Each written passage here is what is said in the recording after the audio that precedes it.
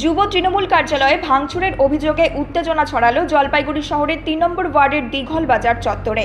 স্থানীয় তৃণমূল নেতাদের অভিযোগ, সোমবার রাতে এর পেছনে রয়েছে বিজেপির প্ররোচনা। এই ঘটনাকে কেন্দ্র করে মঙ্গলবারও ওই এলাকায় চাপা উত্তেজনার পরিবেশ লক্ষ্য করা যায়। পরিস্থিতি যাতে হাতের বাইরে না যায় তার জন্য এলাকায় মোতায়েন ছিল পুলিশ, রুটমার্চ করে কেন্দ্রীয় বাহিনীও। স্থানীয়দের অনেকাংশের অভিযোগ, সম্প্রতি যুব তৃণমূল নেতা মিঠুন সেন স্থানীয় এক যুবককে নেশার সামগ্রী আনতে পাঠান এবং তা আনতে গিয়ে দুর্ঘটনায় গুরুতরভাবে আহত হয়ে গত শনিবার মৃত্যু হয় ওই যুবকের। কিন্তু এরপর সংশ্লিষ্ট যুব তৃণমূল নেতা মিঠুন সেন ওই মৃত যুবকের পরিবারের পাশে দাঁড়াননি বলেই উঠেছে অভিযোগ। এমনকি মানবিকতার খাতিরে আর্থিকভাবেও কোনো রকম সহযোগিতা পায়নি মৃতের পরিবার। সেই ক্ষোভ থেকেই এই ভাঙচুরের ঘটনা বলে সূত্রের খবর।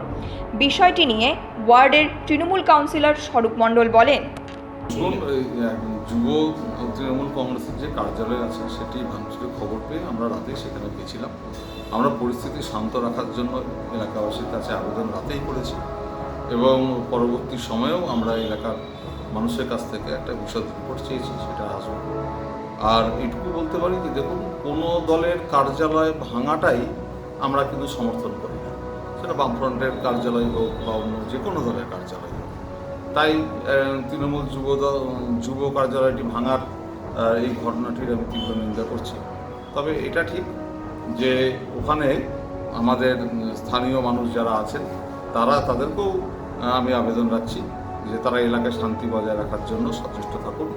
আমরা কাউকে অযথা উত্তেজিত হতে বলছি না, কেউ কাউকে যেন কোনোভাবে প্ররোচনা না দিয়ে আর কোনো রকম এরকম অসৎ উদ্দেশ্যে কোনো ঘটনা যেন না হয়। দেখুন, কোনো অভিযোগ যদি কারোর প্রতি থাকে তাহলে সেটা আপনার দলীয় নেতৃত্বের কাছে জানানো যেতে পারে।